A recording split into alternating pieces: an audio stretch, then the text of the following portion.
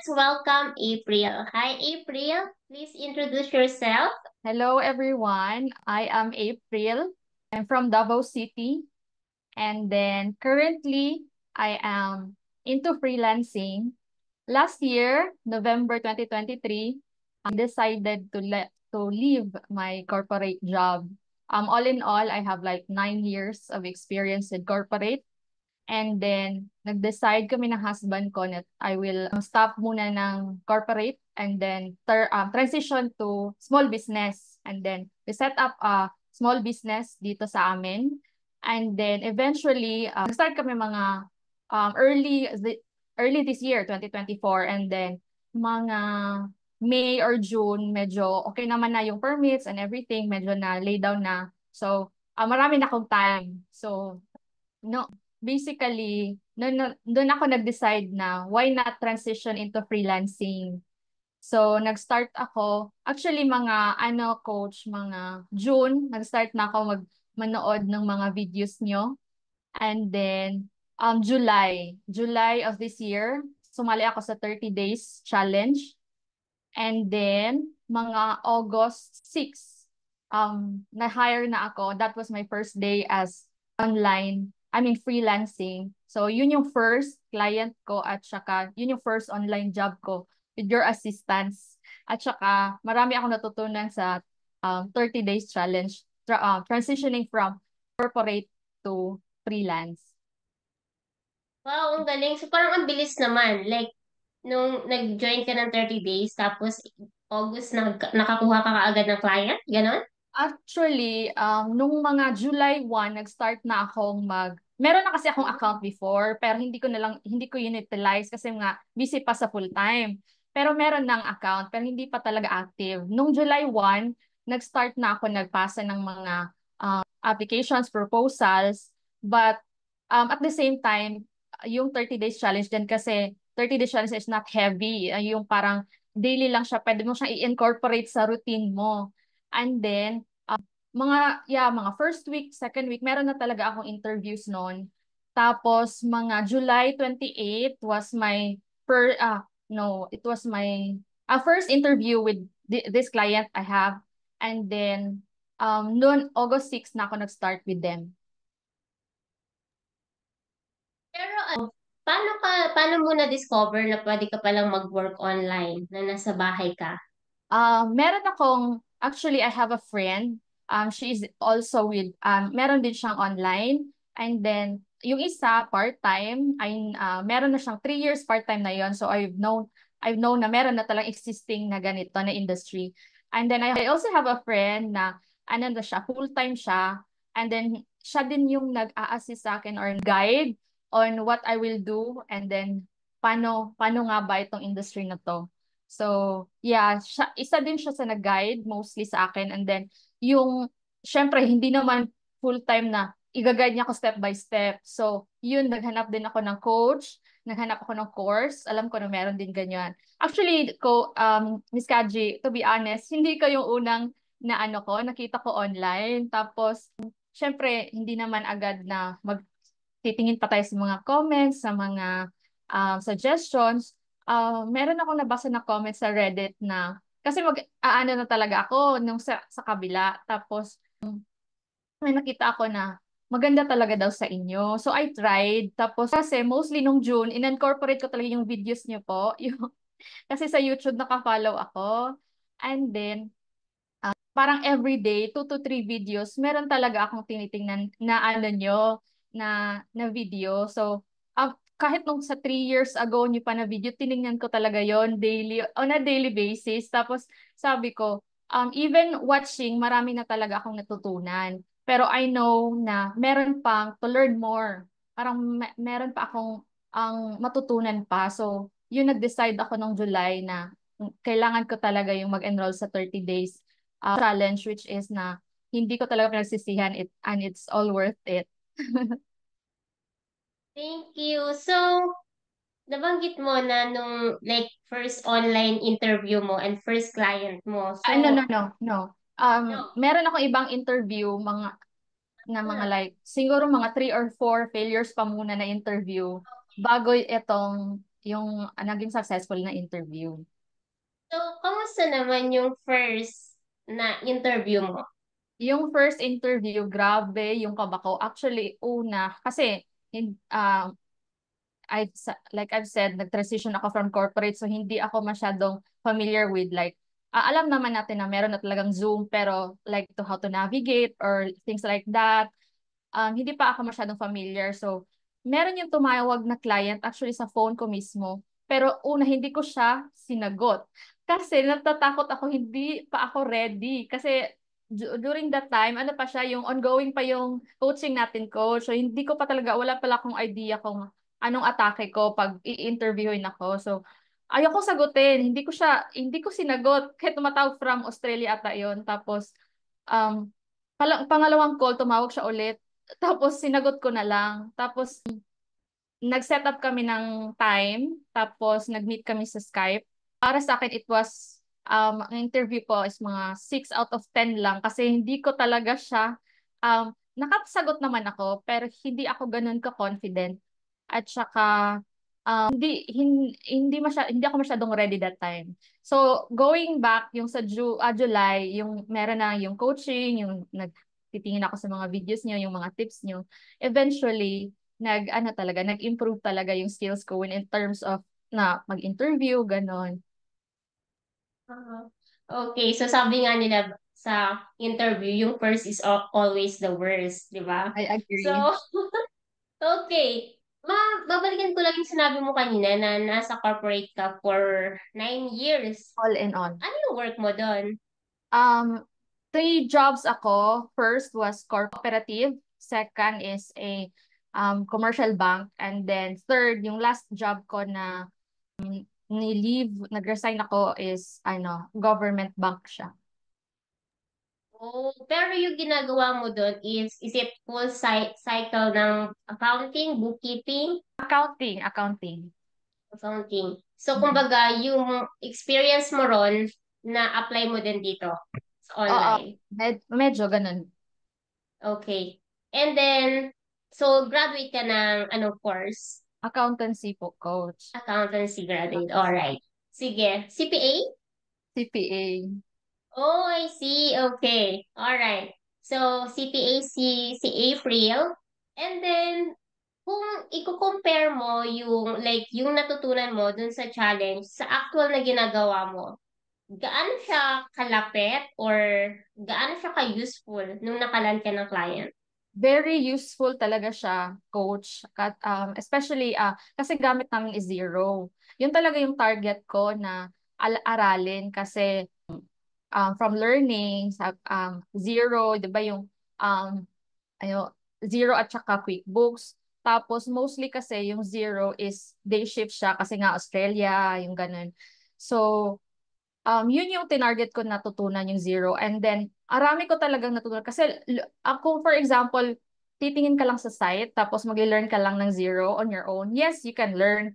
Pero, pag merong talagang assistance, at saka yung pag-explain na on our language, yung ganun, yung step by step, yung clear, and then, parang, ano talaga siya, yung parang very helpful yung 30 days challenge for me. And it helped me talaga yung pag-upload ng bank statement, yung pag-coordinate sa client, ganun, marami talagang natutunan. So, nung challenge, anong oras mo siya ginagawa and ilang hours ka nagkukumit per day para magawa siya? Ano siya, coach, bale mga 1 to 2 hours in a day, ino-incorporate ko siya sa routine ko on a daily basis. Kasi hindi naman agad na, mm, kasi nga nag-transition pa, so meron pa akong ibang ginagawa sa personal ano ko. So, mga 1 to 3, tapos eventually naging 3 to 4, hanggang nung nagka-client na, 8 hours na talaga. Alright. Okay. So, simula nung nagka-client ka, yung client mo is taga-Australia, taga-US? My client is Singapore, actually Singaporean accounting firm. Oh, Tapos isa ako sa accountant nila, and then actually, coach, um meron ako kasamahan na dalawang Pinay. And then, eventually, syempre, magkakilala na kayo, magkakwentuhan. Ano din pala sila, may kasama ko na isa, kabatch ko talaga sa July. Oo. Ka? Kung pwede ko i-mention si Mina, kasama ko siya sa ano, sa same firm kami. Tapos yung isa naman is, siya yung mas matagal sa amin, si Bib. 1 year na din siya doon sa firm. Tapos, eventually, nung nagkukwento kami, ano ka rin siya, nag-enroll din siya sa inyo. Sabi ko nga sa kanila na, join naman kayo sa interview ko. Tayong tatlo, medyo nahihiya sila. Sabi na sa Yeah. susunod na lang daw. Pero sabi nila, pwede naman daw sila i-mention. So, shout out to Bib and Mina. Hello, guys! Ay, nakakatawa naman. Yeah. Oo, Tapos dito, talaga.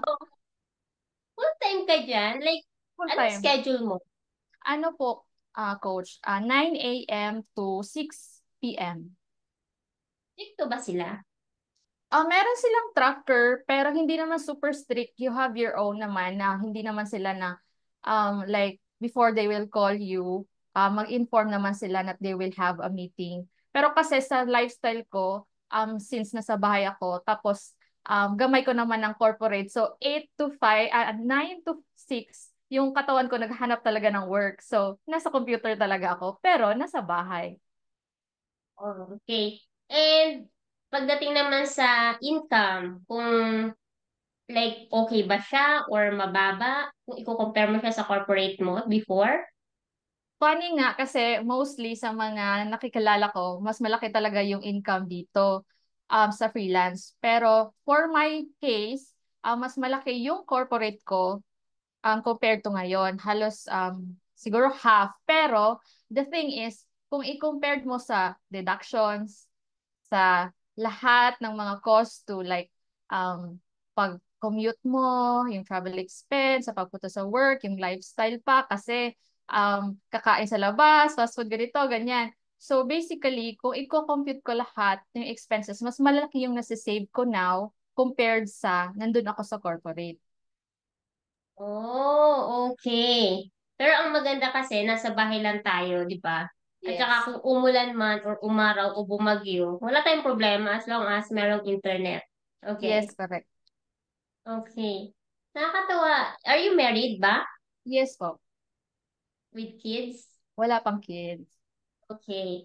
So, sa ngayon, nai-enjoy mo naman siya. Yes, coach. Kasi ang turning point ko kasi ng corporate ko, kaya ako, ang major consideration sa pag-alis ko is yung ano talaga, yung travel ko talaga is nagte-take talaga siya ng 1 hour to 1 and 30 minutes. So, parang ano siya, draining siya itself. Kung okay naman talaga yung corporate job ko, I enjoy my colleagues, yung mga kasama ko, pero um, the travel talaga, yun talaga yung turning point na kaya naman yun talaga ng 10 minutes kung walang traffic. Pero dahil sa traffic, 1 to 2 hours, minsan pag bumabaha.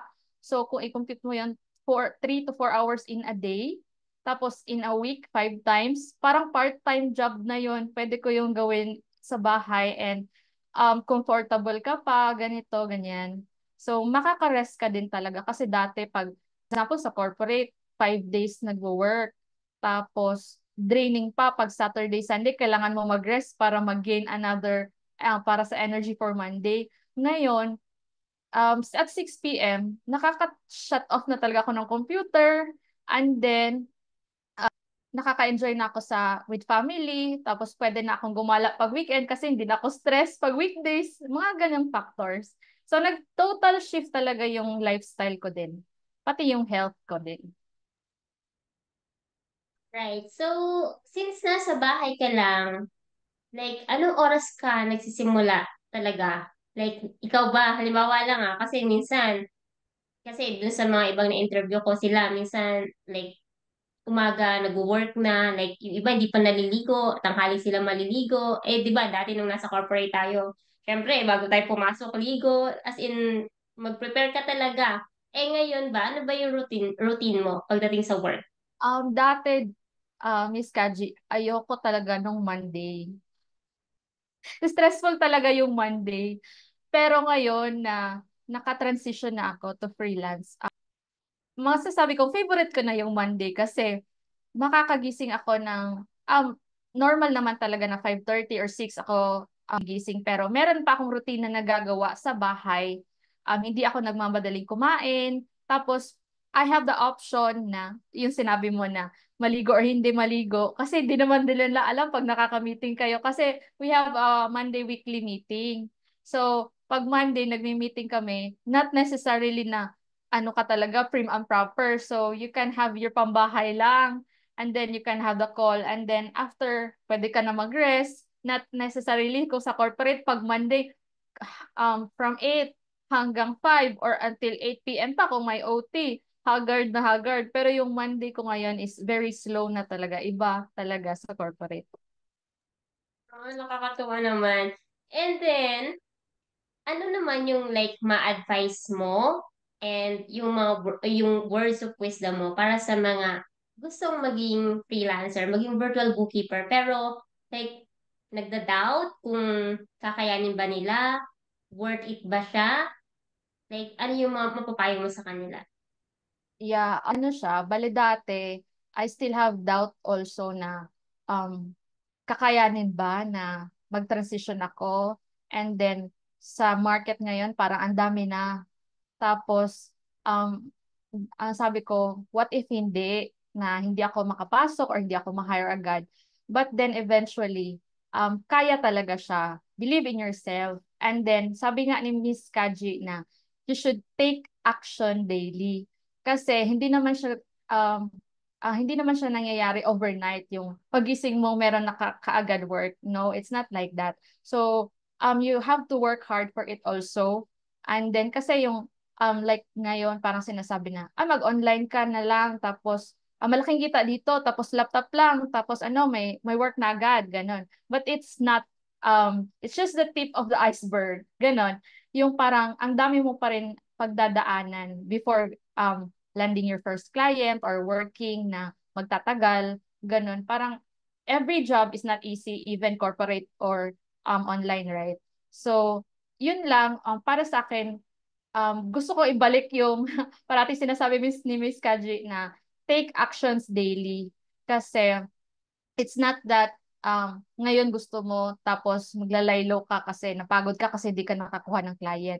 So just don't give up kasi ako din I have been like marami akong failed na interviews, hindi sa pinasa dati kasi parang hindi ako confident na yung tawag nito mag-interview with foreigners, yung parang hindi ka confident magsalita. So sa 30 days challenge, naka-learn talaga ako ng marami. Yun. Okay, thank you so much, April. And tama yun yung sinabi mo, like consistency talaga ang kailangan mo pag gusto mo maging freelancer or maging virtual bookkeeper. Kasi yung sinasabi na basta may laptop ka, may wifi ka, magkaka-work ka, like everything is okay na. Hindi siya ganun. Yes. Yun is mangyayari kung ngayon, like for example, you're going to take action, and then tomorrow, gagawa ka rin, like magte-take ulit ng action, pero syempre, kailangan, nandun yung willingness mo rin eh. Willingness, and yung acceptance na, syempre, hindi naman pag ginawa mo to eh success na agad. Magiging successful ka kaagad. Hindi ganun siya. Sobrang daming rejection na may encounter mo dito. Like, sobrang hirap ng pag-transition. So, kumbaga, wag mong isipin na, okay, kapag ginaya ko sila, magiging ganito rin ako agad-agad. Hindi siya ganun kabilis. Okay? It will take time talaga. Time talaga ang kalaban mo dito. And syempre, yung pagod din. Ganun Yes. siya. Hindi lang siya basta may laptop ka or may wifi ka, okay ka na. Hindi siya ganun. Marami kang pagdadaanan and kailangan mo lang talaga maging malakas and lahat ng mga pagsubok na dadaanan mo is malampasan mo. So, yan. So, thank you so much, April. Isa, Thank isa you, pang Miss client mo? Kaji. Ay, isa pa, actually, I'm on the process na maghanap. Pero as of now, nakafocus muna ako on learning kasi marami pa talagang kailangan natutunan rather. So, Yun, continuous learning lang din talaga. Ayan, thank you so much. So, siguro yung binayad mo sa course, nakuha mo na. Nako, bawing-bawi, bawing-bawi, Miss Kaji. Hindi ko, nung una, um, sabi ko, hindi na siya masyadong malaki, pero para sa akin, worth it kaya to, tanong ko sa sarili ko. Pero nung nakakuha ako ng client, first day pa lang sabi ko, worth it talaga, mag-ano na kayo, lahat sabi ko pa. Thank you so much, April, and I'm really happy for you. Sana, like, ano lang, continue ka lang sa pag-grow, sa pag-learn ng skills, and syempre, sa accounting, sa bookkeeping, hindi lang yan, ano eh, eto na yun, forever ganyan na, hindi. May darating yung mga araw na may mga bagong software na lalabas, baka si Zero or si QBO mawala, pero kapag like ikaw ay continuous yung pag-learn mo ng skill, hindi ka mawawala dito sa industry natin. Yes. So, thank you so much for sharing your story. I know maraming makaka-relate sa'yo, lalo na yung nasa same industry mo before sa bank. So, ayan. So, at saka syempre sa mga corporate employees before na gusto rin mag-transition dito. Again, itong naririnig nyo is an example na kapag nag-take ka ng action, naging consistent ka, and talagang gusto mo yung gagawin mo, is possible na makuha mo kung ano man yung gugustuhin mo. Pero, it doesn't mean naman na kapag, okay, nag-enroll ako, eto na agad, like, Yes. success na agad. Hindi siya ganun. It will really take time. Yung kay April, medyo mabilis yun sa kanya eh. Kasi yung iba, years, months, pero yung kay April medyo mabilis. Kasi sabi nga niya, nagiging consistent siya sa pag-take ng action every day. So, thank you so much, April. So, sana pag nagamay mo na talaga, like makakuha ka ulit ng client and I want to hear more from you in the future. Sige, So, Miss Kaji. Thank thank you so you. much. Thank Sige. you so much.